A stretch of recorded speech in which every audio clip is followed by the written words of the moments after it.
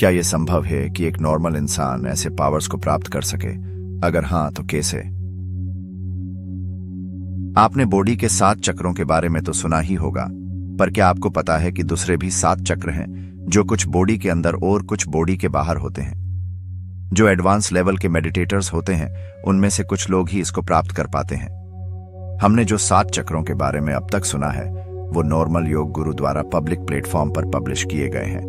पर ये जो चक्र हैं जिसकी हम बात करने वाले हैं, वो ज्यादातर पब्लिक चर्चा में नहीं होते हैं। तो आज हम उसी 7 चक्रों में से कुछ चक्रों के बारे में बात करेंगे कि वो कहां पर होते हैं, उन्हें कैसे एक्टिवेट करें और एक्टिवेट करने के बाद कौन सी सिद्धियां प्राप्त कर सकते हैं। आपने मूलाधार चक्र से सहस्रार चक्र के बारे में तो सुना ही होगा, पर मूलाधार के नीचे एक और चक्र है और सहस्रार के ऊपर भी और 6 चक्र होते हैं। वैसे तो हमारी बॉडी में कुल 114 चक्र होते हैं, पर कुछ चक्र जो शरीर के अंदर होते हैं वो ऑलरेडी एक्टिवेट होते हैं, या फिर कुछ चक्रों को जगाना पड़ता है। पर ये जो 7 चक्र हैं, उनमें से 6 चक्र शरीर के बाहर ही होते हैं और एक चक्र शरीर के पांव के नीचे वाले भाग में होता है। पांव के नीचे बीच वाली जगह सेंसिटिव होती है। वो सेंसिटिव जगह के सेंटर वाले भाग में एक चक्र होता है जिसे अर्थ स्टार चक्र बोलते हैं। वैसे तो दोनों पैर में ये चक्र होते हैं, पर पुरुष में लेफ्ट वाले पाम में और स्त्री में राइट वाले पाम में ज्यादातर एक्टिवेट होता है। सहस्रार के ऊपर वाले चक्र हैं सोल स्टार चक्र, स्टिलर गेटवे चक्र, डिवाइन गेटवे चक्र, यूनिवर्सल गेटवे चक्र, कॉस्मिक गेटवे चक्र और 6वां है ट्रांसीडेंट चक्र। आज हम 2 चक्रों के बारे में बात करने वाले हैं, अर्थ स्टार चक्र और सोल स्टार चक्र। सबसे पहले बात करते हैं अर्थ स्टार चक्र के बारे में। यह पूरा ब्रह्मांड पंचभूत तत्व से बना हुआ है और पंचभूत तत्व अलग अलग ऊर्जा से बने हुए हैं। ये अलग अलग ऊर्जाएं हमारे आसपास ही होती हैं, पर हम उसे अनुभव नहीं कर पाते हैं। इस चक्र का बस यही काम होता है कि धरती की ऊर्जा को हमारे शरीर में चक्र के माध्यम से दाखिल करना। आपने कभी अनुभव किया होगा कि अगर हम खुले पांव गार्डन में या समुद्र के किनारे चलें, तो एक अलग सी ऊर्जा का हमें फ्रेश अनुभव होता है और धीरे धीरे हमें नेचर की सुगंध और थोड़े समय के बाद थोड़ा सा टेस्ट भी महसूस होता है। धरती की ऊर्जा पाव के चक्र अर्थ स्टार से एंटर होती है और धीरे धीरे ऊपर की ओर उठती है। ऊर्जा जैसे मूलाधार चक्र में प्रवेश करती है, वैसे ही हमें सुगंध का अनुभव होता है और ऊपर उठने पर हमें फुलफिलमेंट का अनुभव होता है, क्योंकि ऊर्जा मणिपुर और स्वाधिष्ठान चक्रों में केंद्रित होती है। अगर हम और ज्यादा नेचर से कनेक्ट रहें तो हार्ट के पास एक ठंडक सी महसूस होती है। ये धरती की ऊर्जा अगर और ऊपर उठे तो एक शांति का अनुभव होगा और हम ज्यादा क्लियर देख सकेंगे। तब समझें कि विशुद्धि और अज्ञा चक्र में ऊर्जा का प्रवेश हुआ है। अर्थ स्टार चक्र से धरती की ऊर्जा हमारे शरीर में अनुभव की जा सकती है और इसको जागृत करने के और भी कई फायदे हैं, जैसे कि वातावरण की भविष्यवाणी करना, धरती के अंदर के तत्वों को अनुभव करना, आपके शरीर को निरोगी बनाना, कुदरत के प्रति जागृत होना और धरती के ओरा के साथ कनेक्ट होना। आपने शायद देखा होगा हिंदू धर्म में कि जब भगवान शिव जागृत अवस्था में होते हैं, तब उनका एक पैर धरती के साथ कनेक्ट होता है। सामान्यतः आप देखेंगे कि इस पिक्चर में कभी लेफ्ट पैर नीचे होता है, या फिर कभी राइट पैर नीचे होता है, या फिर कभी कभार दोनों पैर नीचे होते हैं। तो इसका मतलब है कि अगर लेफ्ट पैर से ऊर्जा प्रवेश करती है तो उसे लास्ट में एक शांति का अनुभव होता है, और राइट पैर से अगर दाखिल हो ऊर्जा तो आखिर में जागरूकता बढ़ाती है। और इन दोनों को बैलेंस करने के लिए दोनों पैर नीचे रखे जाते हैं। भगवान शिव एक अर्धनारीश्वर हैं, इसलिए वे दोनों पैर नीचे रख सकते हैं। अब बात करते हैं कि अर्थ स्टार चक्र को जागृत कैसे करें। इसे जागृत करने के बहुत सारे तरीके हैं, जैसे कि नेचर के साथ कनेक्ट हो जाना, गीली मिट्टी में पांव रखना, या फिर खुले पांव जमीन पर चलना जैसे सन्यासी चलते हैं। पर हम आपको सबसे सरल विधि बताएंगे। सबसे पहले कोई भी एक जो आपको सही लगे वह मेडिटेशन मुद्रा में बैठ जाएं। उसके बाद अपने पांव के पास एक दिया जलाएं। ध्यान रखें कि दिया वही पांव के पास होना चाहिए जिसे आप एक्टिवेट करना चाहते हो। फिर थोड़ी देर सांसों पर ध्यान दीजिए और फिर अपना ध्यान अपने पांव की वह संवेदनशील सपाटी पर ले जाएं। आपको दिए की गर्माहट थोड़ी सी महसूस होगी। अपना ध्यान बस वहीं पर बनाए रखें। थोड़ी देर के बाद आपको अनुभव होगा कि दिए की आग की एनर्जी आपके पांव के माध्यम से शरीर में दाखिल हो रही है और पांव के बीच में जहां पर अर्थ स्टार चक्र है वहां पर धीरे धीरे कोई सुई की नोक चुभ रही हो, वैसा अनुभव होने लगेगा। बस इसे 42 दिनों तक लगातार करें। 42 दिनों तक लगातार होने के बाद आपके विचारों और अनुभव में बदलाव आने लगेंगे। तब समझें कि अर्थ स्टार चक्र जागृत हो चुका है और उनका जो भी प्रभाव है वह अनुभव हो रहे हैं। अब बात करते हैं सोल स्टार चक्र के बारे में। माना जाता है कि सोल स्टार चक्र क्राउन चक्र के ऊपर 6 या 8 इंच ऊपर रहता है। इसे सोल सिटिंग चक्र भी बोलते हैं, जहां पर हमारी आत्मा बैठती है। इस चक्र के बारे में ज्यादातर पब्लिक प्लेटफॉर्म पर नहीं बताया जाता, क्योंकि ये चक्र इतनी सिद्धि आपको दे सकता है कि आप इस दुनिया पर एक सुपर ह्यूमन बन सकते हैं, पर साथ ही डेंजरस भी इतना ही होता है, जो बात हम वीडियो के एंड में करेंगे। सबसे पहले बात करते हैं उसके पावर्स के बारे में। पहला, स्पिरिचुअल कनेक्शन। सोल स्टार चक्र एक्टिवेट होने से हायर डिवाइन डायमेंशन एक्टिवेट हो जाता है और उसके साथ हमेशा एक कनेक्शन बना रहता है। उदाहरण के तौर पर समझिए कि आप जो भी ईश्वर को मानते हैं या फिर कोई भी देवी देवता, तो उसका एक अंश स्वरूप आपको महसूस होने लगेगा। अगर कोई अल्लाह को मानता है तो उसे अल्लाह महसूस होगे, अगर कोई शिव को मानता है तो उसे शिव महसूस होगे। रामकृष्ण परमहंस को भी कुछ ऐसा ही अनुभव हुआ था। उसे देवी काली के साथ एक कनेक्शन बन गया था। दूसरी चीज है उच्चतर चेतना। हमारे शरीर के अंदर एक चेतना होती है जिसके कई सारे नाम हैं। कोई उसे आत्मा बोलता है, कोई उसे जीव बोलता है, कोई उसे भगवान बोलता है। उदाहरण के तौर पर चेतना को समझने के लिए तो समझिए कि कोई एक मशीन है। जब तक मशीन के अंदर एक इलेक्ट्रिक एनर्जी दाखिल नहीं होगी तब तक वह मशीन बस एक बॉडी ही है। जब इलेक्ट्रिसिटी दाखिल होती है तब वह मशीन अपना काम करने लगती है और जीवित हो जाती है। अब उच्चतर चेतना को समझिए तो आपको अपने क्राउन चक्र के ऊपर एक छोटा सा सूक्ष्म शरीर दिखेगा, और जब भी आप कुछ सोचेंगे और आपके मन में जो भी विचार चलेंगे, उनमें से कई सारे विचार बस वही चक्र से आएंगे। जो विचार बहुत ही उच्चतर विचार होंगे, जैसे किसी उच्च आत्मा द्वारा बोले गए हों। आपकी सोचने की क्वालिटी इतनी मजबूत हो जाएगी कि जो भी आप सोचेंगे सबसे अलग नजरिए से सोचेंगे, क्योंकि वह विचार आपके खुद के नहीं होंगे। बस यही होगा कनेक्शन में। ईश्वर का कोई वॉयस नहीं होता या फिर ईश्वर की बॉडी का कोई आकार भी नहीं होता। आप जो भी मन में प्रश्न करेंगे उनका जवाब आपके विचारों द्वारा आपको मिलेगा। तीसरी चीज है क्लेवोयंस। आपने कई बार सुना होगा कि हर एक चीज का एक ओरा होता है। इस दुनिया पर आत्मा घूमती है। ये सभी चीजें ऐसी होती है कि सभी लोगों को नहीं दिखती। या फिर आपने महाभारत में भी देखा होगा कि अर्जुन को भगवान का विराट रूप जब देखना था तब वे अपनी नॉर्मल आंख से नहीं देख पा रहे थे, इसलिए भगवान श्री कृष्ण ने उसे दिव्य दृष्टि प्रदान करी थी। अब इसे यौगिक साइंस की नजर से देखें तो हाँ, ये संभव है कि जब आपके पास ये सिद्धि हो तो आप किसी और इंसान के अंदर ये शक्ति को ट्रांसफर कर सकते हैं कुछ क्षण के लिए। जैसे गुरु अपने शिष्य को शक्तिपाठ देकर कुंडलिनी ऊर्जा कुछ देर के लिए जागृत करते हैं। जब मानवीय शरीर में क्लेवोयंस एबिलिटी यानी कि दिव्या दृष्टि जागृत हो जाती है, तब हम दिव्य आत्मा भी देख सकते हैं, सभी इंसान के ओरा भी देख सकते हैं और देखकर हम निर्णय भी ले सकते हैं कि उस इंसान की नीयत क्या है। क्लेवोयंस एक आध्यात्मिक या पैराप्सिकोलॉजिकल गुण है जिसमें एक व्यक्ति को दूसरों की बातों को सुनने, देखने या महसूस करने की क्षमता होती है, जो उनके साधारण इंद्रियों से बाहर होती है। यह एक अद्भुत और अस्वाभाविक क्षमता हो सकती है जिसके द्वारा व्यक्ति दूसरों के मन की योजनाएं, अभिप्रेत या गतिविधियों को जान सकता है। अब चौथी चीज है क्लेरोडियंस। जब सोल स्टार चक्र एक्टिवेट हो जाता है तब हमारे कानों की सुनने की सेंसिटिविटी एक्टिव हो जाती है और हम ऐसी ध्वनि को सुन सकते हैं कि कोई नॉर्मल इंसान उसे नहीं सुन पाता। जनरली हमारी सुनने की कैपेसिटी 20 हर्ट्ज से लेकर 20,000 हर्ट्ज की होती है। उनके ऊपर की और उनके नीचे की हर्ट्ज हम सुन नहीं पाते हैं। वैसे ही हमारे स्पर्श को अनुभव करने की कैपेसिटी होती है। जब भी किसी का हैवी एक्सीडेंट होता है तब कुछ क्षणों के लिए वो पेन हमें महसूस नहीं होता। कुछ देर के बाद वो पेन हमें महसूस होने लगता है, क्योंकि शुरुआत में वो पेन की सेंसिटिविटी और डेसिबल हाई होती है जो हम अनुभव नहीं कर पाते हैं। पर थोड़ी देर में पेन कम होता है और हमारे अनुभव की क्षमता में आ जाता है, तब हमें पेन का अनुभव होता है। सेम उसी तरह सुनने में भी होता है। क्लेरोडियंस एक्टिव होने से हमें हमारे शरीर के अंदर से भी कुछ आवाजें सुनाई देती है, जैसे कि मंदिर की घंटियां, ओम ध्वनि तथा शरीर में हो रहे बदलाव के आवाज। हमारे कान के अंदर 3 पार्ट होते हैं, आउटर ईयर, मिडल ईयर और इनर ईयर। उसमें मिडल ईयर का काम है दोनों ईयर में से फ्रीक्वेंसी को कलेक्ट करना और आगे ब्रेन में ट्रांसफर करना। जैसे हमें अंदर की आवाजें सुनाई देती है, उसी तरह हमें बाहर की और बहुत दूर की भी आवाजें सुनाई देती है, पर उसके लिए कानों का ध्यान भी सीखना पड़ता है। कानों के मेडिटेशन को ध्वनि अनुक्रिया बोलते हैं। कोई अगर हमारे आसपास या फिर बहुत ही नजदीक शोर मचा रहा है और हमें बहुत ही दूर बज रहे किसी म्यूजिक को सुनना है, तो इस मेडिटेशन से हम कर सकते हैं। आसपास का शोर एकदम जीरो हो जाता है और दूर बज रही ध्वनि की आवाज बढ़ जाती है।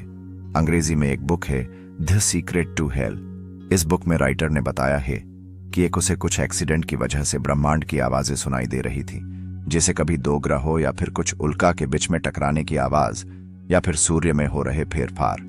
हमारे ब्रह्मांड पुराण में ऋषि मुनियों ने ब्रह्मांड में उपस्थित ग्रह, सूर्य और उसकी गतिविधि के बारे में बताया है, तो उसके पीछे का कारण ही बस यही था कि वो लोग इस पृथ्वी पर रहकर ही वह की चीजें अनुभव कर सकते थे। अब पांचवी एबिलिटी है क्लेरसेंसियंस।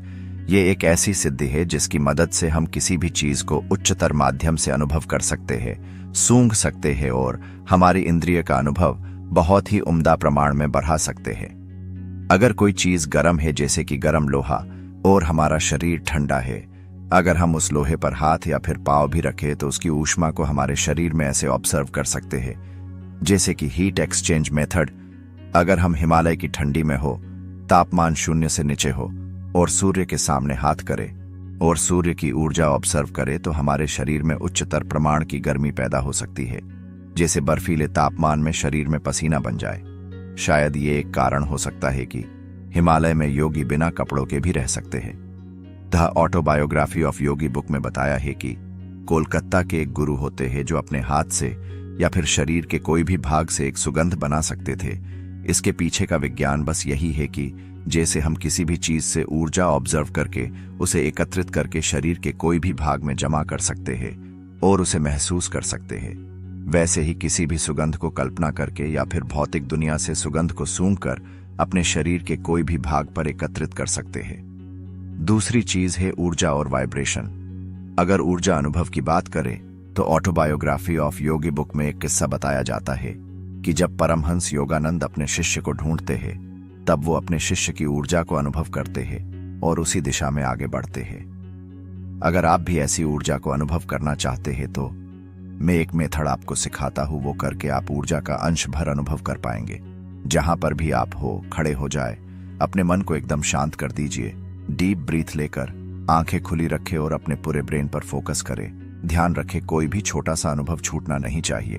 अपने विचारों को बंद कर दीजिए और पूरा ध्यान ब्रेन पर रखें। अब बहुत ही धीरे धीरे गोल गोल घूमें और बहुत ही ध्यानपूर्वक महसूस कीजिए आपको एक दिशा में से कुछ ऊर्जा महसूस होगी। जो दिशा में ऊर्जा महसूस होती है उस दिशा में रुक जाए और बहुत ही ध्यानपूर्वक शांत होकर उस ऊर्जा को महसूस कीजिए। वो ऊर्जा किसी भी प्रकार की हो सकती है, शायद किसी मूर्ति से या फिर किसी पदार्थ से निकल रही हो। अगर उस ऊर्जा की दिशा में आगे बढ़ेंगे तो अंत में उसका एक सोर्स मिलेगा, जैसे कोई मूर्ति या फिर पदार्थ, और इस मूर्ति के सामने आंख बंद करके ध्यान करने से आपको एक वाइब्रेशन महसूस हो सकती है। अक्सर आपने देखा होगा कि जो बड़े बड़े मंदिर होते हैं वह पर ऐसी ऊर्जा और वाइब्रेशन अक्सर महसूस होते हैं और कभी कभार ऐसे वाइब्रेशन हमें गुस्बम्प्स भी दे जाते हैं। पुराने समय में राजा महाराजा शास्त्र की मदद से एक ऐसा मंदिर का निर्माण करते थे कि वहां से हमेशा एक ऊर्जा का प्रवाह निकलता रहे। अगर आप कैलाश गए हो कभी तो ये बात आप काफी अच्छी तरीके से महसूस कर पाएंगे। अब छठवीं एबिलिटी है टेलीपैथी। माना जाता है कि भगवान शिव ने जब सप्तर्षि को ज्ञान दिया था तब बिना बोले मौन रहकर दिया था। आज के जमाने में अगर हम सोचेंगे तो लगेगा कि ये कैसे संभव हो सकता है, पर यह संभव है। उसके लिए आपका उम्दा प्रमाण का योगी होना जरूरी है। जब भगवान शिव इस धरती पर आए तब वो ध्यान में बैठे। नगर में से काफी लोगों की भीड़ जमा हुई। सब लोगों को लगा कि ये योगी कुछ चमत्कार करेंगे, पर शिव ने ऐसा कुछ भी नहीं किया। बस वो स्थिर बैठे रहे। धीरे धीरे लोग वहां से उठकर चलने लगे। काफी दिन हो गए। जो हजारों की भीड़ लगी थी उनमें से कुछ गिने चुने लोग ही बचे और कुछ महीने गुजरने के बाद वह पर 7 लोग ही बचे जो शिव के सामने बैठे हुए थे। वो भी मौन थे और शिव भी मौन थे। फिर भी कहा जाता है कि शिव ने सप्तर्षि को महायोगी बनने की शिक्षा दी थी। अब एक बात समझे कि हमारे हिंदू धर्म में जो भी कथा बताई गई है वो कोई कथा मनोरंजन हेतु के लिए नहीं बनाई गई। अगर हर एक कथा को यौगिक पर्सपेक्टिव से देखे तो हर एक कथा हमें कुछ न कुछ लॉजिक बताती है। उदाहरण के द्वार पर समझे कि रामायण में हनुमान जी ने अपने शरीर को सूक्ष्म बनाया था, तो ये कथा को अगर हम यौगिक पर्सपेक्टिव से देखें तो आपने सुना होगा कि हमारे शरीर चेतना के 7 स्तर होते हैं, उनमें से एक होता है सूक्ष्म शरीर। अब यह सूक्ष्म शरीर की कथा आपको श्रीमद् भगवत महापुराण में भी मिलेगी। जब भगवान कृष्ण और बलराम सांदीपनी ऋषि के साथ योग अभ्यास कर रहे थे, तब सांदीपनी ऋषि अपने शरीर से सूक्ष्म शरीर बाहर निकालकर इस जगत और इस ब्रह्मांड की यात्रा करवाते हैं। तो रामायण की कथा के अनुसार यह संभव है कि हनुमान जी ने अपना सूक्ष्म शरीर बाहर निकालकर यात्रा करी हो। इस जगत में विज्ञान लॉजिक को मानता है, पर कुछ लॉजिक इतने एडवांस लेवल के होते हैं कि वो मॉडर्न साइंस साबित नहीं कर सकता, और उसके लिए योगिक साइंस की मदद अनिवार्य है। शायद इसलिए ही हमारे हिंदू ग्रंथ इतने सालों के बाद भी हमारी सोच से भी ऊपर है। तो बात करते हैं सप्तर्षि के ऊपर, तो उसके पीछे का योगिक पर्सपेक्टिव बस यही है कि टेलीपैथी की मदद से 7 सप्तर्षि और भगवान शिव ने मनोमन कनेक्शन बनाया और सप्तर्षि योगी से महायोगी बने। टेलीपैथी की एबिलिटी हर एक के लिए अलग हो सकती है, जैसे कि विचारों का आदान प्रदान, कल्पना का आदान प्रदान, और अगर कोई अघोरी हो तो वो इसका उपयोग वशीकरण के लिए भी कर सकता है। अंत में कथा में यह भी कहा जाता है कि शिव ने सप्तर्षि को जो भी सिखाया था वो गुरु दीक्षा में वापस मांग लिया और सप्तर्षि उसे वापस देकर रोने लगे। अगर ये कथा को योगिक पर्सपेक्टिव से देखे तो समझिए कि जब कोई गुरु अपने शिष्य को शक्ति पाठ देता है, तब वो शक्ति का अनुभव शिष्य को कुछ क्षण भर के लिए ही करवाता है। थोड़ी देर के बाद गुरु अपना अंगूठा शिष्य के अजना चक्र से हटा देता है और शिष्य रोने लगता है, क्योंकि वो माया का अनुभव फिर से करने लगता है। अब छठवीं सिद्धि है परिगणिशन। हमारा साइंस मानता है कि जब हमारा सबकॉन्शियस माइंड एक्टिव हो जाता है, तब हम कुछ मिनट भर आगे क्या होने वाला है उसका अनुभव कर पाते हैं, पर वो हर बार सही निकले ये जरूरी नहीं होता। आपने कभी अनुभव किया होगा, जब कोई भी निर्णय लेना होता है तब आपकी सहमति उसमें नहीं होती और अंत में वो निर्णय आपको सही लगता है। उदाहरण के तौर पे समझे तो एक कॉमन उदाहरण, जैसे कि हमारे फ्रेंड सर्कल कहीं बाहर जाने की बात करते हैं, पर हमारी उसमें सहमति नहीं होती। वो असहमति के पीछे का कारण भी हमें पता नहीं होता कि हम क्यों मना कर रहे हैं, क्यों हमें कॉन्फिडेंस नहीं आ रहा है और क्यों हमें नहीं जाना चाहिए। पर थोड़े समय के बाद जब हमारे मित्रों वहां पे जाते हैं तो उसके साथ कुछ न कुछ बुरा अनुभव होता है और तब हमें लगता है कि अच्छा हुआ मैं उधर नहीं गया।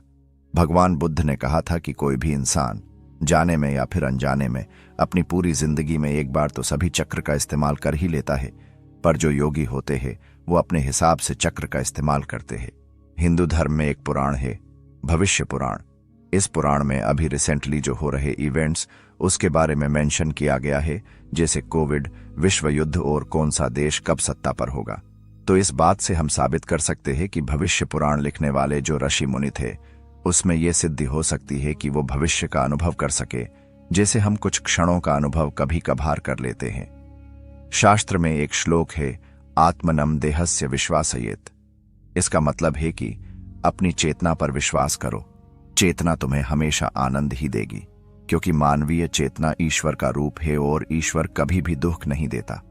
ये चेतना ही है जो हमारे साथ कम्युनिकेट करती है और हमारे विचारों के माध्यम से हमें रास्ता दिखाती है। अभी के जमाने में एक ट्रेंड चल रहा है, नेवर गिव अप। अगर तुम्हारी मनुष्य चेतना बोल रही है इस काम को मत करो, तो फिर मत करो उस काम को। सम्मान करो इस चेतना का, क्योंकि मनुष्य में मनुष्य चेतना से बड़ी कोई ताकत नहीं होती। अगर तुम चेतना का नहीं सुनोगे और नेवर गिव अप वाली थियरी को लेकर मानवीय चेतना को अजड बना दोगे, तो फिर हमेशा तुम्हें उल्टे ही रिजल्ट मिलेंगे। परिगणिशन एबिलिटी बस यही है, जब तुम उसकी सुनने लगते हो तब वो ज्यादा प्रभावशाली हो जाती है और तुम्हें हर पल निर्णय लेने में मदद रूप होती है। और इसे जागृत करने के 2 रास्ते हैं, एक है सोल स्टार चक्र पर मेडिटेशन और दूसरा है आत्मनम देहस्य विश्वासियत, यानी कि अपनी चेतना का सम्मान करो, झुक जाओ उसके सामने, क्योंकि इस दुनिया में ह्यूमन कॉन्शियसनेस से बड़ी कोई ताकत नहीं होती। अब 7वीं एबिलिटी है मीडियमशिप। युवल नूह हरारी की एक बुक है सेपियंस। इस बुक में बताया गया है कि जो शुरुआती साधारण मनुष्य थे या फिर जो आदिमानव थे, उसे पता नहीं था कि सोचा कैसे जाता है और सोचते समय कहाँ पर ध्यान लगाया जाता है। तो वो लोग सोचने के समय स्वाधिष्ठान चक्र पर ध्यान करते थे, जो चक्र जनेंद्रिय के ऊपर होता है। और स्वाभाविक सी बात है कि वो लोगों का उस समय काम ही वही था कि जनसंख्या में बढ़ावा करे और कुछ सेल्फ डेवलपमेंट या फिर सिटी डेवलपमेंट के बारे में ना सोचे। अब स्वाधिष्ठान चक्र का काम ही यही है कि हमारे विचारों को बैलेंस करे।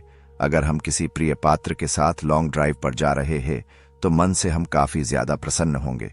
उस समय बस ऐसा लगेगा कि सब कुछ अच्छा है और सब अच्छा हो रहा है, अगर उसी समय अगर कोई सामने आ जाता है और एक्सीडेंट होने से बच जाता है, तभी उसी समय पेट में नाभि के नीचे कुछ गड़बड़ी सी होगी, जैसे रोलर कोस्टर में होती है, और हम पॉजिटिव सोचना बंद कर देते हैं थोड़ी देर के लिए। बस स्वाधिष्ठान चक्र का काम ही वही है कि वो हमारे विचारों को बैलेंस करता है। अगर आप बहुत ही ज्यादा पॉजिटिव सोचने लगते हो तो वो चक्र कुछ नेगेटिव विचारों को आपके मस्तिष्क में दाखिल करेगा, जिसकी वजह से आप बैलेंसिंग अनुभव करेंगे और दोनों बाजू से विचार करने पर मजबूर हो जाएंगे। अब जो बुक में मेंशन किए गए आदिमानव थे, उसे पता नहीं होता था कि विचार करने समय अजना चक्र पर ध्यान दिया जाता है। वो लोग ज्यादातर स्वाधिष्ठान चक्र पर ध्यान करके सोचते थे और हमेशा नेगेटिव रिजल्ट्स ही पाते थे। अगर इसका प्रमाण देखें तो एंशिएंट सिविलाइजेशन ने कुछ ऐसी मूर्तियों का निर्माण किया हुआ है जो देखने में काफी नकारात्मक और डरावनी दिखाई देती है। बस उसके पीछे का कारण ही यही है कि मूर्ति बनाने वाले स्वाधिष्ठान चक्र से सोचते थे और अपनी नकारात्मकता मूर्ति के माध्यम से दिखाते थे, जिसे अभी कुछ लोग उसे राक्षस, दानव और असुर बोलते हैं। अब देखिए, हर एक चक्र के अलग अलग गुण होते हैं। अगर हम अजना पर ध्यान करें और सोचे तो हमें अतिशय लॉजिकल विचार आएंगे। अगर हम गले पर ध्यान करें यानी कि विशुद्ध चक्र, तो हमें शांति वाले ही विचार आएंगे। अगर हम सेक्स के विचार करते हैं तब हमारा ध्यान चला जाएगा मूलाधार पे। वैसे ही 114 चक्र होते हैं और मनुष्य विचारों की श्रेणी भी 114 ही होती है। कोई मनुष्य इस 114 श्रेणी से बाहर की कोई भी श्रेणी के बारे में सोच ही नहीं सकता। मीडियमशिप एबिलिटी बस यही है। अगर आपका ध्यान 16 स्टार चक्र या फिर उनके आसपास की पंखुड़ियों पर होगा और तब आप सोचेंगे तो अनुभव करेंगे कि आप किसी और चेतना से बात कर पा रहे हैं। बात करते समय अनुभव करेंगे कि मन के अंदर की आवाज और सामने से आ रहे जवाब की आवाज आपकी ही होगी। जैसे हमने पीछे बताया कि ईश्वर की ओर कोई भी आत्मा की आवाज नहीं होती या फिर उनका कोई शेप नहीं होता।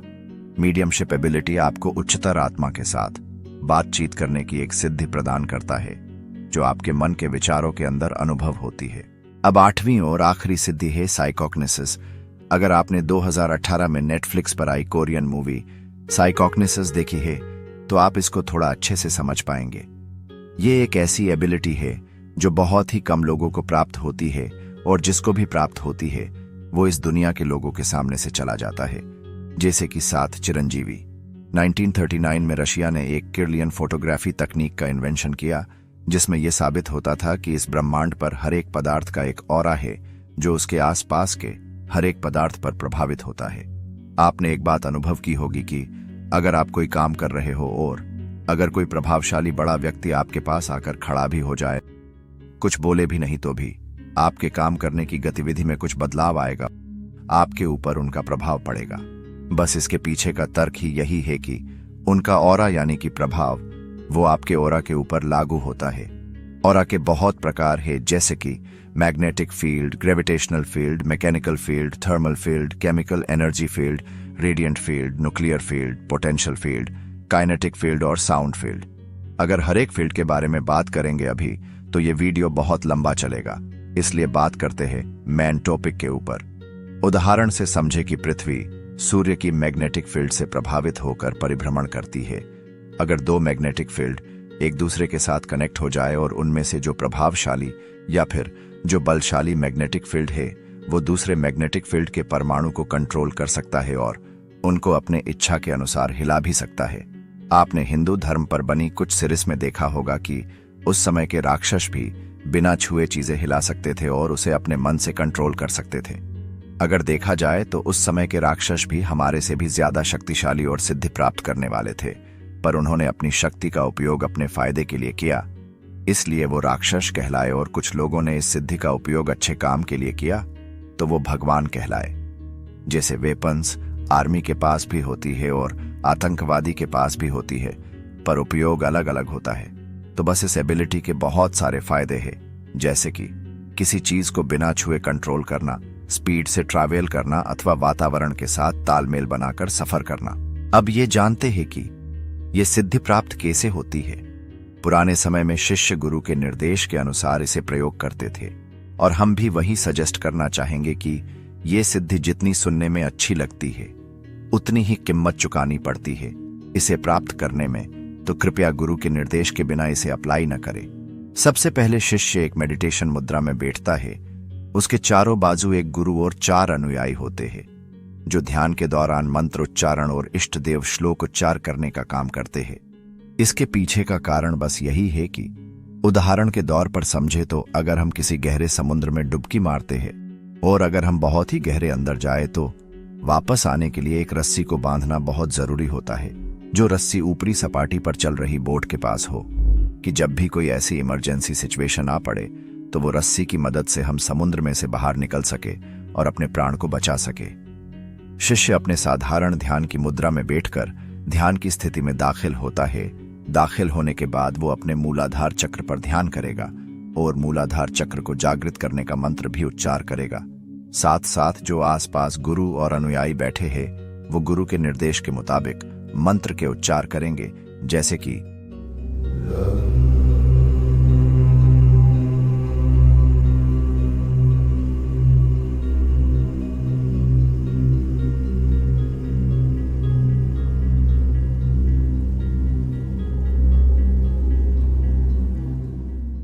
अब मूलाधार में इतनी सांस भरी जाती है कि पूरी बॉडी ऊपर से नीचे तक वाइब्रेट होने लगती है और मूलाधार में से ऊर्जा फटकर बाहर आ जाती है। इसे कुछ उदाहरण से समझे तो समझे कि कोई गुब्बारा है, उस गुब्बारे के अंदर हवा भरी हुई है। अगर उसमें से हवा बाहर निकालनी हो तो 2 रास्ते हैं। एक तो उसे कोई नुकीली चीज लगाकर फोड़ दो, या फिर उसमें और ज्यादा हवा भरो। इतनी हवा भरो कि गुब्बारा फट जाए और अंदर की सब हवा को बाहर फेंक दे। बस कुछ ऐसा ही होता है मूलाधार चक्र में। हमारे शरीर की सारी ऊर्जा, जिसे कुंडलिनी बोलते हैं, वो मूलाधार के अंदर स्थापित होती है, पर हम इसे सुई चुभाकर बाहर तो नहीं निकाल सकते, क्योंकि ये सभी चक्र विद्युत ऊर्जा से बने हुए होते हैं जो विचार निर्देश के अनुसार काम करते हैं। तो इसलिए हमें इसके अंदर इतनी हवा भरनी पड़ती है कि उसकी क्षमता ही पूरी हो जाए उसे स्टोर करने की, और गुब्बारे की तरह सब ऊर्जा बाहर निकल जाए। और ये काम अकेले शिष्य से नहीं हो सकता, इसलिए चारों तरफ एक वर्तुलाकार में गुरु के साथ सभी मूलाधार मंत्र का उच्चार करते हैं। उनके बाद जो होता है वो बहुत ही गंभीर ध्यान होता है। इस ध्यान के दौरान शिष्य आंख खोल नहीं सकता, बस उसको दिए गए कुछ निर्देश का पालन ही करना होता है। जब ऊर्जा बाहर निकल जाए तब ऊपर उठती है और स्वाधिष्ठान चक्र से गुजरती है। इस समय के दौरान हमें इतना ज्यादा डर महसूस हो सकता है कि जैसे कोई हॉरर मूवी वास्तविक में हो रही हो। बहुत ही नेगेटिव आवाजें सुनाई दे सकती है, बहुत ही डरावना अनुभव हो सकता है। तब शिष्य आंख न खोले, इसलिए स्वाधिष्ठान को शांत करने के लिए गुरु और उसके अनुयायी स्वाधिष्ठान मंत्र का उच्चार करेंगे।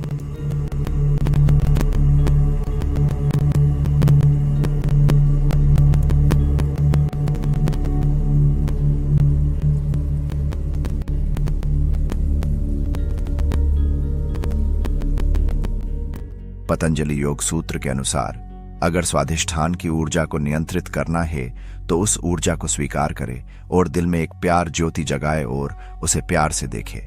अब ऊर्जा उठेंगी मणिपुर में। अगर हमारा पेट खाली है तो कोई समस्या नहीं, और अगर पेट खाली न हो तो मणिपुर चक्र शरीर में से मलमूत्र भी निकाल सकता है। जब ऊर्जा ऊपर आएगी तब अनाहत चक्र में स्थित होगी। अगर आपको अनाहत चक्र का एकदम सही स्थान जानना है तो गूगल कीजिए कि थाइमस ग्लैंड लोकेशन। ऊर्जा अनाहत में स्थित होगी और उस समय ऐसा अनुभव होगा कि जैसे हमारी छाती शक्ति से फूल गई हो, और किसी को ऐसा भी अनुभव हो सकता है कि छाती फट के ऊर्जा बाहर निकल जाए, जैसे रामायण में हनुमान जी ने कैसे अपनी छाती चीरकर भगवान दिखाए थे। बस उसके पीछे का यौगिक पर्सपेक्टिव यही है कि अंदर की ऊर्जा, जिसे आप कोई भी नाम दे सकते हैं, कोई राम कहता है, कोई शिव कहता है, या फिर कोई उसको अल्लाह कहता है, अगर इस ऊर्जा को भी नियंत्रण करा जाए तो ये ऊर्जा आगे जाएगी विशुद्धि चक्र में। इसमें भी प्रक्रिया वही होती है कि सांस भरो, मंत्रोच्चार और बाहरी मंत्रोच्चार का अपने शरीर पर प्रभाव पड़ने दो, क्योंकि हमारा पूरा शरीर भी कान की तरह सुनता है। श्वास देकर चक्र को शांत किया जाता है और उसे वाइब्रेट किया जाता है। वाइब्रेशन के दौरान कुछ चीजें महसूस हो सकती है, जैसे कि मुंह में से वीर्य बाहर आ जाना और पूरा मस्तिष्क वाइब्रेट होना। अपना श्वास अंदर लेते समय सो और बाहर निकलते समय हम उच्चार करना है। ये सभी यौगिक प्रक्रिया हमने खुद प्रयोग की हुई है और शास्त्र से भी कुछ जानकारी प्रमाण के स्वरूप में ली गई है। आगे गुरु मंत्र को सुनते जाना है और अंत में इतनी शांति का अनुभव हो सकता है कि आपने पूरे जीवन में कभी भी महसूस ही न की हो। हिंदू धर्म में भगवान शिव की एक प्रतिमा है, उसे नीलकंठ महादेव बोलते हैं। इसके पीछे का योगिक साइंस वही है। जो नीला रंग वह पर दिखाया जाता है वो बहुत ही ठंडा और बहुत उम्दा प्रमाण की शांति का प्रतीक है। अब यहाँ पर शिष्य के पास दो विकल्प होते हैं। अगर वो डर गया है तो ध्यान से बाहर भी आ सकता है या फिर आंखें बंद करके आगे भी जा सकता है। क्योंकि हर कोई इस अनुभव को झेल नहीं पाता है, इसलिए ही ये प्रक्रिया पब्लिक प्लेटफॉर्म पर नहीं मिलती। पब्लिक प्लेटफॉर्म पर ज्यादातर व्यापार की दृष्टि से ही सब सिखाया जाता है। कुछ ही गिने चुने स्मृति शास्त्र है, जैसे कि हठ योग प्रदीपिका, जो समाधि से भी ऊपर के चक्र के बारे में बोलते हैं, पर उसमें भी इतना डिटेल्स में नहीं बताया जाता। अब आगे शिष्य अगर आगे जाए तो एक शांति के अनुभव के बाद ऊर्जा स्थापित होगी अजना चक्र में। जैसे आगे हमने बताया कि कान के 3 भाग होते हैं, बाह्य, आंतरिक और मध्य, उसी तरह अजना चक्र के भी 3 भाग हैं, जो भगवत गीता में भगवान कृष्ण ने अर्जुन को बताया था कि तो मामेव कौन्तेय योगम विन्यनाति हो त्यजन ये प्रयाति त्यजन देहम स याति परमां गतिम। अर्थात अगर बाहर की दुनिया के बारे में समझना है तो अपने नाक की टोच पर ध्यान दो, अगर आंतरिक दुनिया के बारे में समझना है तो आंखों के बीच में अंदर वाले भाग में ध्यान दो। स्वामी विवेकानंद ने अपनी पूरी जिंदगी नाक के टोच वाले हिस्से में ही ध्यान दिया और वो उसके आगे कभी नहीं बढ़ पाए। एटलीस्ट स्वामी विवेकानंद समाधि को भी प्राप्त नहीं हुए थे। समाधि के आगे की महासमाधि और दूसरे अनुभवों की तो बात ही बहुत दूर है। भगवान श्री कृष्णा एक गुरु है और गुरु हमेशा रास्ता दिखाता है, चलना हमको ही पड़ता है। जैसे हम आंतरिक अजना चक्र पर ध्यान करते हैं, धीरे धीरे हमारा ध्यान चला जाता है हमारे पिनाइल ग्लैंड के ऊपर। उस समय आप अपनी ऊर्जा को देख सकेंगे। ऊर्जा इस प्रकार से दिखाई देंगी कि एक बहुत ही शक्तिशाली बालक कि जिसके पास बहुत सारी शक्ति आ गई है और सब कुछ तबाह करने के लिए तैयार है, या फिर बहुत ही अशांत है, जैसे हनुमान जी अपने बचपन में थे। फिर शिष्य इस ऊर्जा को डीप ब्रीथिंग से शांत करेगा और श्वास बाहर निकालते समय इस मंत्र का मन से उच्चार करेगा।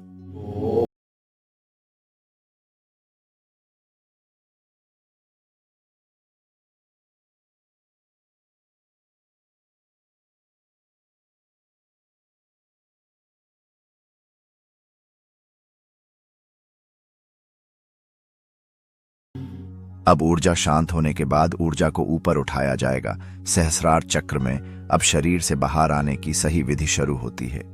इस चक्र पर हमें समाधि का महसूस होगा, जैसे कि परम शांति। जैसे विशुद्धि चक्र पर कैसे शांति का अनुभव हुआ था, वैसे ही इधर परम शांति का अनुभव हो सकता है। कुछ अनुभव है जैसे कि श्वास बंद हो जाना, बाहर की आवाज बहुत ही न्यूनतम हो जाना, एक ब्राइट लाइट का दिखाई पड़ना और सभी विचारों का बंद हो जाना। इस समय गुरु और अनुयायी का असली काम शुरू होता है कि अगर कुछ भी गलत आपको लगे तो उस आवाज को सुनकर और उसे रस्सी की तरह पकड़कर बाहर आ सकते हैं। अब जो हमारी कुंडलिनी है वो सांप की तरह ऊपर उठेगी और उस चक्र पर स्पर्श करेगी जहां पर हमारा ध्यान है। उस समय ऐसा अनुभव होगा कि लेफ्ट वाला जो ब्रेन है वो नीले रंग का और राइट वाला जो ब्रेन है वो सफेद रंग का अनुभव होगा, और बाहर की जो आवाज हो रही है वो आपको बहुत ही न्यूनतम सुनाई देंगी।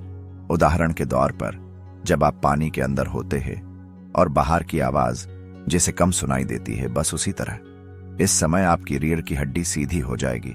अगर आप शरीर को उनके फ्लो में आगे बढ़ने देते हैं और अपना कंट्रोल शरीर पर से कुछ समय के लिए हटा देते हैं तो अनुभव होगा कि मूलाधार से सहस्त्र के बीच में सफेद रंग ऊर्जा का एक खंभा खड़ा है, जिसे सनातन धर्म में धर्म स्तंभ कहते हैं, जो बहुत ही ठंडा और बहुत ही शांत होता है। अब इस स्टेज पर भी आपको मौका मिलता है बाहर निकलने का, और वो पूरा हमारे कंट्रोल में ही होता है। अगर हमें और आगे जाना है तो इस ऊर्जा को थोड़ा सा फिजिकल सपोर्ट देकर आगे बढ़ाना पड़ता है। जैसे गुरु शिष्य को अंगूठा रख के शक्ति पाठ देते हैं, उसी तरह शिष्य अपने दोनों अंगूठों को अपने अजना चक्रों पर रखते हैं और हल्का सा दबाते हैं, जिससे ऊर्जा आगे बढ़ सके और सोल स्टार चक्र में स्थापित हो सके। और ये सभी प्रक्रिया अपने आप होती है। हमें बस अपने शरीर को उनके फ्लो में बढ़ने देना है और शरीर को एकदम लूज करके रखना है। जैसे जिम में बॉडी बनाने के लिए सप्लीमेंट्स होते हैं, गाड़ी चलाने के लिए ईंधन होता है और फैशन शो में अच्छा दिखने के लिए मेकअप होता है, वैसे ही आध्यात्मिक दुनिया में आगे बढ़ने के लिए भी कुछ चीजें होती हैं जो पब्लिक प्लेटफॉर्म पर सही नहीं बताई जाती। जैसे डॉक्टर अल्कोहल और टोबाको कंज्यूम करने को मना करते हैं, पर उसे भी पता है कि जरूरत से ज्यादा ना लिया जाए तो ये दवा है, क्योंकि जरूरत से ज्यादा हर कोई चीज जहर है। बाकी समझदार को इशारा ही काफी है। देखिए, परमात्मा ने इस जगत में कोई भी पदार्थ अच्छा या बुरा नहीं बनाया। अच्छा और बुरा हमारा स्वभाव या फिर हमारी नियत होती है, कोई पदार्थ या फिर चीजें नहीं। अब ऊर्जा, जब सोल स्टार चक्र तरफ बढ़ेगी तब एक गोल्डन ब्लैक कलर का गोला आपको कल्पित होगा। अब ध्यान रखने वाली बात यह है कि इस समय हमें कोई खलेल पहुंचाने वाला नहीं होना चाहिए, क्योंकि हम इस समय शरीर के बाहर होते हैं।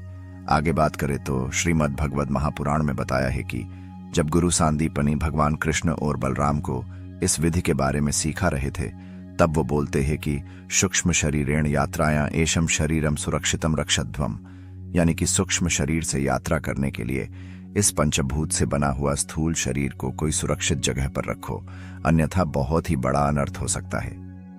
अगर आपको प्रमाण देखना है तो हम वीडियो के डिस्क्रिप्शन में इस वीडियो का लिंक डाल देंगे। सोल स्टार चक्र दिखने पर उस पर ध्यान वैसे ही लगाना पड़ता है जैसे शरीर के 7 चक्रों पर लगाया जाता है। उस समय का अनुभव बहुत अलग प्रकार का हो सकता है, जैसे हमारा शरीर मर गया हो और हम बाहर निकल गए हो। बाहर की आवाज बहुत की कम सुनाई देती है। ऐसा समझे कि आप समुद्र की गहरी सपाटी के पास पहुंच गए हैं और ऊपर बाहर की सपाटी बहुत ही कम दिखाई दे रही हो और सेफ्टी के लिए बस हमारे पास एक रस्सी ही हो। जैसे शिष्य के लिए गुरु का मंत्र जाप। सोल स्टार के ऊपर भी और 5 चक्र होते हैं, जिसके बारे में फिर कभी चर्चा करेंगे, क्योंकि विष्णोरपि न परम विद्यते ब्रह्मणोपि न परम विद्यते अयम यात्रा अनंता अस्ति। अर्थात भगवान विष्णु और ब्रह्मा को भी अंत नहीं मिला था, क्योंकि आध्यात्मिक यात्रा अनंत है। कुछ देर वहां पर रहने के बाद शिष्य बाहरी आवाज पर ध्यान देके धीरे धीरे अपने कानों से आवाज पकड़कर अपने शरीर में वापस प्रवेश कर लेता है और धीरे से आंख खोलकर इस बाहरी दुनिया में आ सकता है। ये अभ्यास के करने के बाद भी कुछ विधि होती है, जैसे कि अपने मूलाधार को स्वस्थ करना और सभी चक्र की सफाई, जिसमें गुरु, सिंगिंग बाउल, मंत्र जाप, 6 चक्रीय मेडिटेशन और कुछ आयुर्वेदिक तेल का भी उपयोग कर सकते हैं, अन्यथा मानसिक अस्थिरता अनुभव हो सकती है। ध्यान रखें, सिद्धि एक बार प्रयोग करने से नहीं मिलेगी। बार बार 42 दिनों तक गुरु के निर्देशन के अनुसार निरंतर अभ्यास करने के बाद कुछ सिद्धि हमें महसूस हो सकती है। तो इस वीडियो में हमने सीखा कि अर्थ स्टार चक्र और सोल स्टार चक्र को जागृत कैसे करें और कौन कौन सी सिद्धियां प्राप्त कर सकते हैं। जैसे कि अर्थ स्टार को जागृत करना है तो पांव के पास दिया जलाए और पांव के सेंसिटिव भाग पर ध्यान करे। 42 दिनों तक अभ्यास करने से कुछ एबिलिटी प्राप्त हो सकती है, जैसे कि इस धरती से कनेक्ट होना, शरीर निरोगी बनाना, वातावरण के बारे में भविष्यवाणी करना जैसी सिद्धियां। सोल स्टार चक्र जागृत करने की विधि बहुत जटिल है और इसे गुरु के निर्देश के बिना नहीं करनी चाहिए। सोल स्टार से कुछ सिद्धियां मिल सकती है, जैसे कि कैरोवाइंस अर्थात ऐसी चीजें देखना जो विजिबल ना हो, क्लेरियोडियंस ऐसी चीजें सुनना जो ऑडियबल ना हो, क्लेरसेंटियंस कुछ ऐसी ऊर्जा और वाइब्रेशन को अनुभव करना जो कुछ खास जगह पर ही होती है, टेलीपैथी मुंह खोले बिना किसी से और कहीं पर भी बात करना, परिग्निशन भविष्य में होने वाली घटना को महसूस करना, साइकोकिनेसिस पदार्थ को छुए बिना ही हिलाना, और आखिरी है मीडियमशिप, जिसका मतलब है हायर डायमेंशन में कनेक्ट होना। अंत में बस यही कहना चाहूंगा कि मनुष्य चेतना से बड़ी इस दुनिया पर कोई ताकत नहीं है। मोटिवेशनल बात करने वाले लोगों के चक्कर में मत पड़े। वो लोग आपको हमेशा ऐसा काम करने को प्रेरित करेंगे कि जिस काम में हमेशा उनका ही फायदा हो, और आप मोटिवेशन के नशे में हमेशा धुत बनकर जानवर की तरह काम करते रहेंगे और कैसे जीना है वही भूल जाओगे। वो लोग तुम्हें कभी नहीं बोलेंगे कि मैं जो काम कर रहा हूं वो करो। वो हमेशा बस यही कहेंगे, कुछ अलग करो, कुछ नया करो। उससे अच्छा है कि अपने आप को पहचानो। आपको क्या पसंद है और क्या काम करने के लिए आप बने हो, बस वही काम करो। एलोन मस्क को देखकर प्रभावित मत हो, खुद को फॉलो करो, क्योंकि मीरा कहे प्रेम बिना पावे नहीं, भले हुनर करे हजार, कहे प्रीतम प्रेम बिना ना मिले नंद कुमार। जरा अपने अंगूठों की फिंगरप्रिंट और पैटर्न तो देखो, कितनी रिधम में और कितनी सिस्टमेटिक है। इस जगत की सब चीजें रिधम में है, बस हमें भी वही रिधम में सेट होना है। इसलिए हमेशा अपने दिल की सुने। अपने आप को इतने कष्ट में कभी मत डालिए कि आपकी चेतना जानवर बन जाए और आप आध्यात्मिक जगत को अनुभव ही न कर पाए। प्रेम करो इस जीवन को, सम्मान करो इस ऊर्जा का, क्योंकि एतद विश्वस्य य प्रेमी निर्विशेषानुभूतम स योगी नापि समर्थ भवेत। अर्थात इस दुनिया पर जो प्रेमी ने अनुभव किया वो योगी कभी नहीं कर सके।